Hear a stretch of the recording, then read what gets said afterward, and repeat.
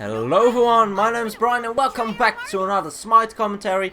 This time around I wanted to take a second look at Jing Wei. So I've played her a little bit more.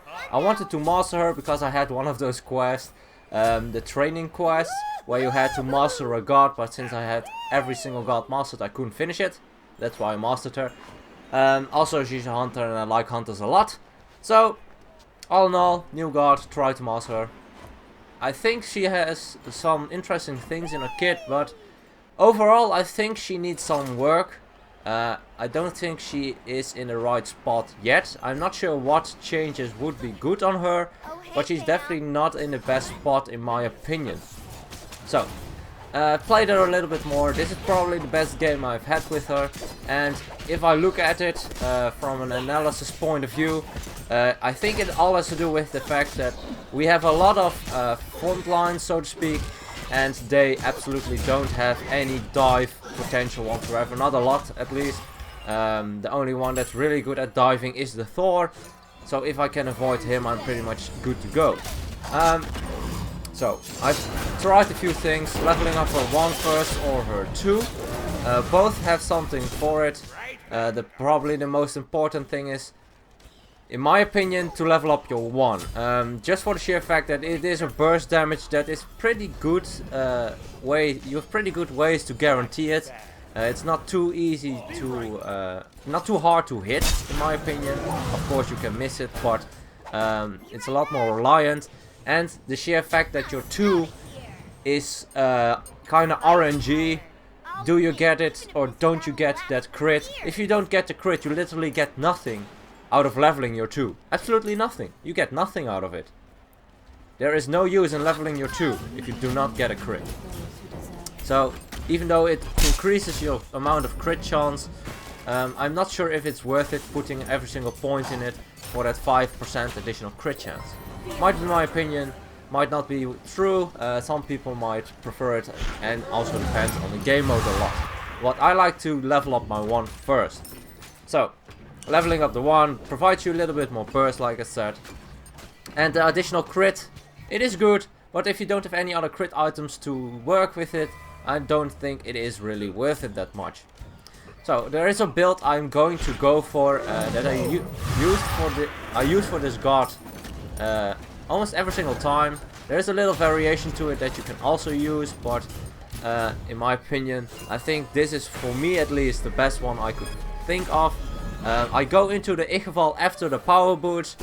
After that, go into either the Deathbringer or the RC, depending on what I feel like. Getting the other after the Deathbringer or the RC, so I get them both. The order may depend on what you need. If you really need the crits, then go for the Deathbringer. If you're ahead, definitely go for the Deathbringer. If you need to sustain a bit more, go for the RC. After that, go for the Titan's Bane. Nice, beautiful dunk from Thor, hitting the 2 of us at the very edge. But Humbasol deters us from really dying altogether. And we are all very low, but first blood is picked up by us. Although Thor is able to pick up the Humbats in the backline, he's able to escape as well. I don't have any mana. Try to focus Calder a bit. I can't let these minions go through, so I'll just stay here, tank it up a bit. Group them up so my 1 could finish them when I finally got the mana for it, but at that point my team was here already. So, why the Igeval? Igeval provides you the attack speed you really need, especially in the early game. Provides you penetration, provides you power when you hit multiple consecutive times. So in that case, it's really a good one to transition. It's quite cheap, it provides passive penetration. All a good item, I think, in my opinion. Also something to note, I don't like to level up my ultimate as Jing Wei. I think it's a very unreliable ultimate, especially in arena. For instance, in Conquest it might be better because you can surprise someone from over the wall or something like that. But it's just way too slow. I usually just like to use it as an escape, and only as an escape.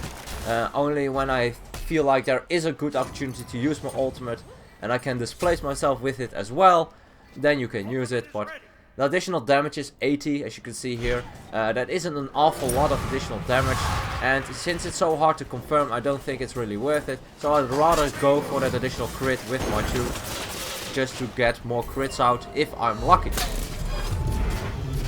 and of course darkness. Beautiful ultimate used. I need to get out if I get the opportunity, and as you can see I go into my ult immediately, using the charge up time to get the distance I need. Barely getting away from Thor with only 19 health at that point. Really kinda lucky as well that I got into the air in time. They didn't have any follow up without, only the Thor was able to follow up because the others were very low or out of mana, so they really had to retreat. I'll just go for the buffs. But the downside I think about Jing Wei is she doesn't really bring anything spectacular to the early game, and she is really all about that late game. When you get crit online, when you get more power, that is where she shines. Especially, for instance, in other game modes with that AU auto attack, it's just a lot better. And with her passive, of course. I think she's a lot more of a Conquest god, so I think they might not even change her altogether, because Conquest, you will get to the late game. Well, not always, of course, but the fact that you can use your passive so effectively in Conquest to almost get to your lane instantly is extremely powerful, which is a huge part of her kit, which is not as extremely useful in Arena. Although you can use it to chase up to someone, it is hard to escape at that point. Definitely something that is a huge difference depending on the game mode you play. The passive is in that regard very important, and barely hitting that last auto, picking up the Shibalonke from a large distance.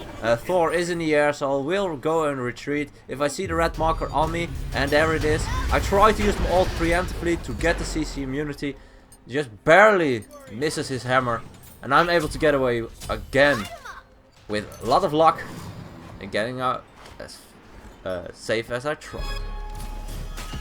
So, also something I want to do is activate your 2 when you are in the base. There's literally no point in you not doing that, because you get the buff, so to speak, that gives you that AoE auto attack, as well as the additional crit. Will stay there indefinite. It will not go away, so no reason not to use it, because the cooldown will already go, so you can use it when you fire the bolts. You can after that activate your 2 again for that additional for those additional AoE bolts. Also something you can do in between, for instance in Conquest, in between the waves, making sure you have 6 bolts up every single wave. Can be very effective, especially to clear, and it makes her quite interesting. So, she is supposed to be a very mobile god. In my opinion, she isn't as mobile as I'd like to see her. The fact that you can use enemies' knockups to escape is actually a very powerful one. And that's something I really like about her a lot. It's difficult to get used to, in my opinion. But when you're used to it, then it's definitely very powerful. And you can also do it on accident sometimes. Sometimes I got caught, for instance, knocked back by a Sobek tail whip, and used my 3 at that moment. I flew further that way, getting out safely. As you can see, not hitting an awful lot of on Shanghai, even with the crits. And that's just for the sheer fact that I don't have an awful lot of power. My death ring isn't finished yet. This power spike isn't just there. And as you can see, I finally use my ultimate in somewhat effectiveness. With that Amaterasu ultimate, guaranteeing the stun. I used my sprint a bit too late. I should have used it way earlier. But at this point I really need to get out. And I tell him to retreat. I can get my Deathbringer at this point. Something that I like to get now is, like I was saying, the AC. Additional pen, additional attack speed, lifesteal, very important. Especially in other game modes. In Arena not as much, but still important enough for me to get it. I don't like to get more crit items online earlier. I definitely like to get Titan's Bane after I go for the AC. Just for the fact that if they build defense, I want to penetrate through it, just to make sure I do the maximum amount of damage. So, like I said, she is not about the early game. She has nothing really to augment her in the early game. Only if you pick, for instance, an Awilish with her 1 of course, then she is really potent in the early game, in my opinion. Because other than that, she doesn't really provide as much, in my opinion. Other than the fact that you have your passive, you can just you're very quick on the rotate if you're able to back. But in a lot of game modes, that isn't as important. And as you can see, he walks into the knock-up. That is it is something that's quite annoying and interesting at the same time. The fact that you can use a persistence knock-up that is on the ground.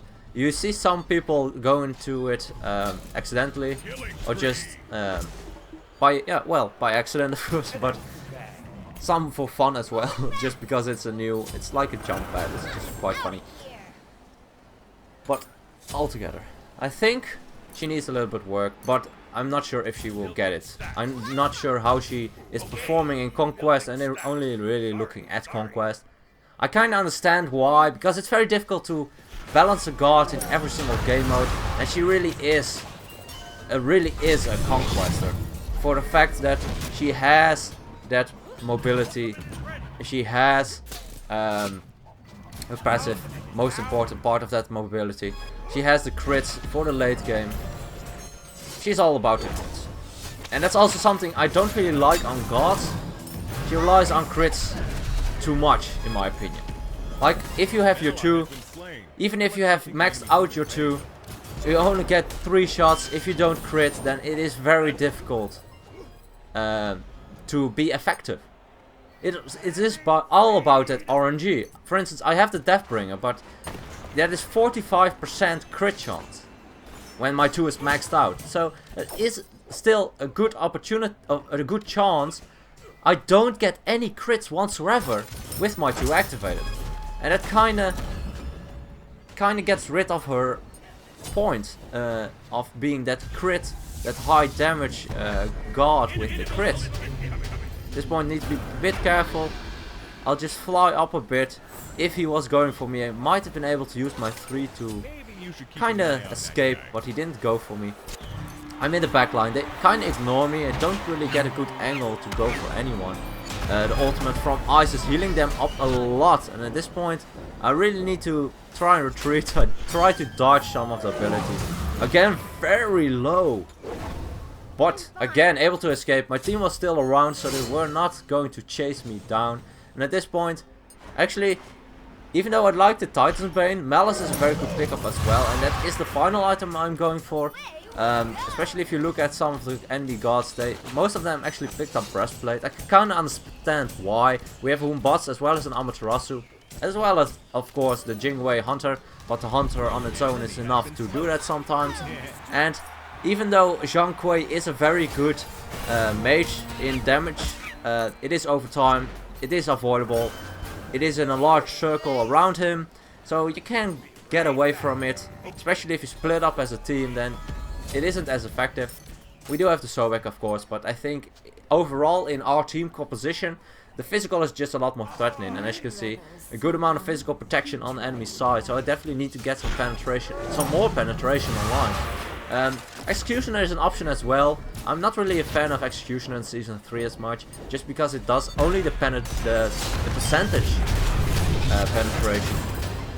But again, using my 1 and my 3 to get away, that's something you'll see me use a lot if I get the opportunity, if I haven't used my 1 offensively. That's also something you can look for. If you use your 1 offensively, you can put it in a position where you're able to just get away afterwards using the same pad, because it still persists on the ground. It's persistent gust, of course.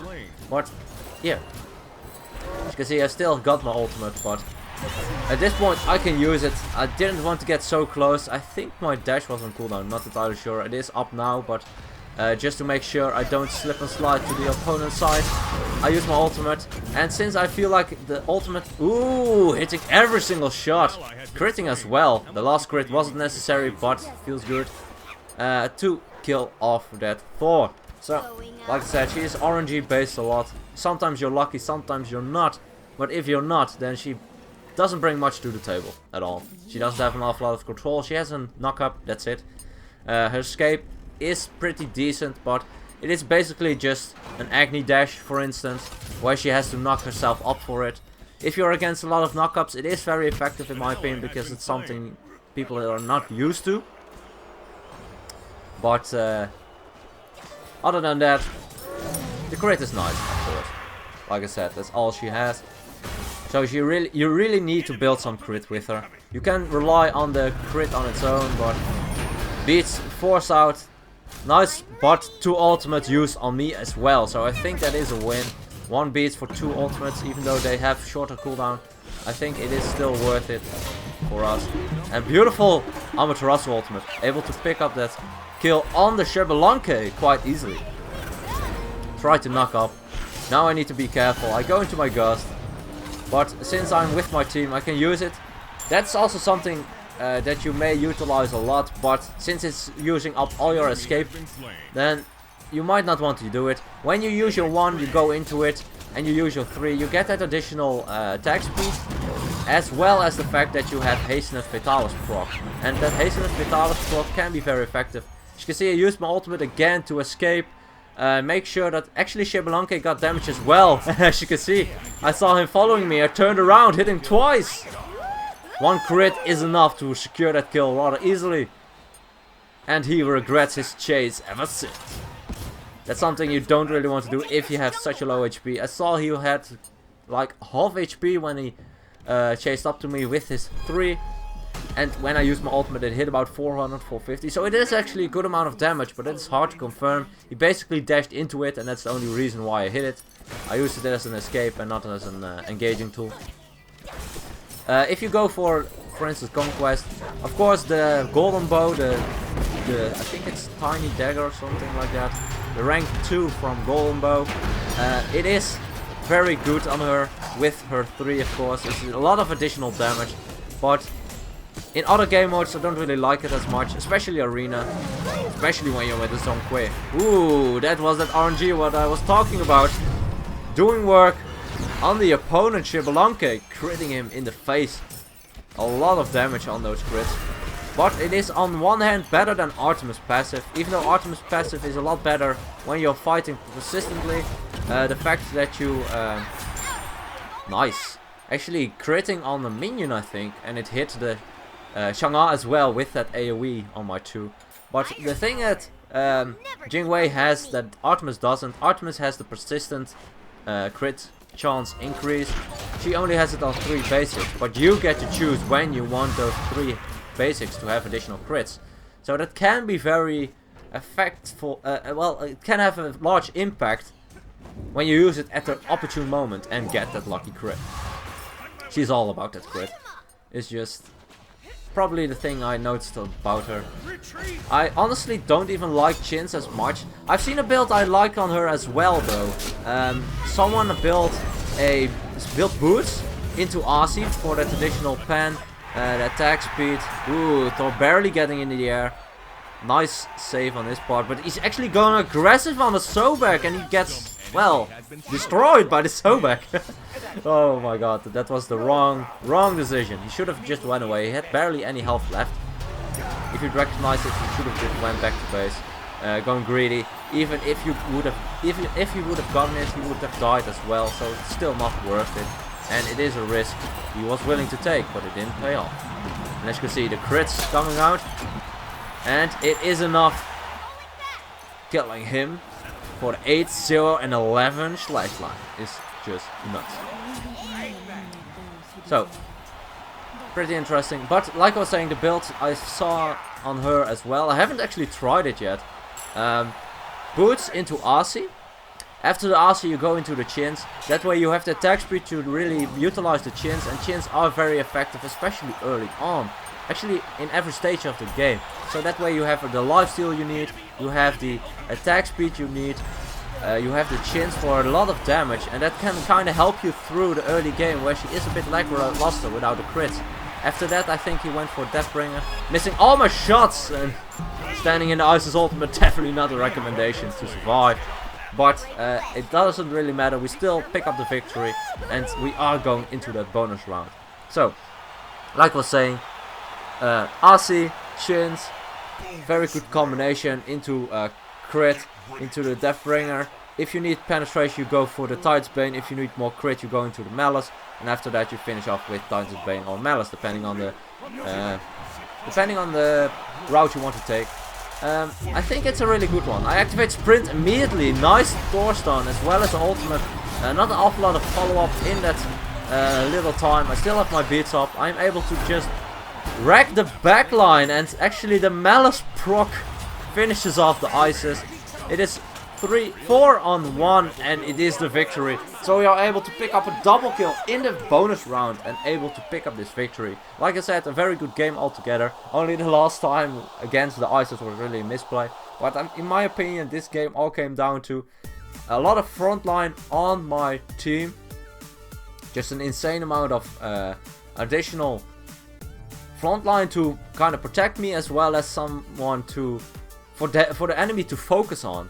And they didn't have a lot of dive potential. If you are against a lot of warriors or diving guardians, for instance, then she really struggles, because her escape is pretty much, I use my 1, I use my 3, I cover the distance, like for instance, I think it's a bit shorter than Agni Dash, so that isn't an awful lot of distance you can cover with that, for her being high mobility. But the fact that she has, of course, a passive makes her high mobility, and her ultimate. But the ultimate has such a long delay that when you feel threatened, you don't have your escape up, immediately use your ultimate, because otherwise you don't get the opportunity anymore. And I think the ultimate doesn't have a lot of uses other than that anyways, except for the fact that if you get a good setup with, for instance, the Amaterasu ultimate, then you can go for it. Or a Sobek pluck, for instance, something like that, that you can really guarantee that hit. I don't think you should ever go for the free aim, because it's such a telegraphic ultimate. You can really tell where she's going. It takes such a long time to get up. Only if you're really next to her or dash into it, you really get hit. So it is a very odd card. My opinion, can be powerful, not too powerful. Will I pick her over any other hunter? I think not. I'd rather go for the Artemis, who has less mobility, but a lot more reliable. I think she's just a bit too much RNG. And if you have seen more of my videos, RNG is not the way to go for me. This time I got them, but usually I don't. And then she really struggles a lot. Anyway, I hope you guys enjoyed. Thanks for watching this second, look at Jing Wei. Hope you guys enjoyed. And as always, good luck, have fun, and I'll see you guys in the next one.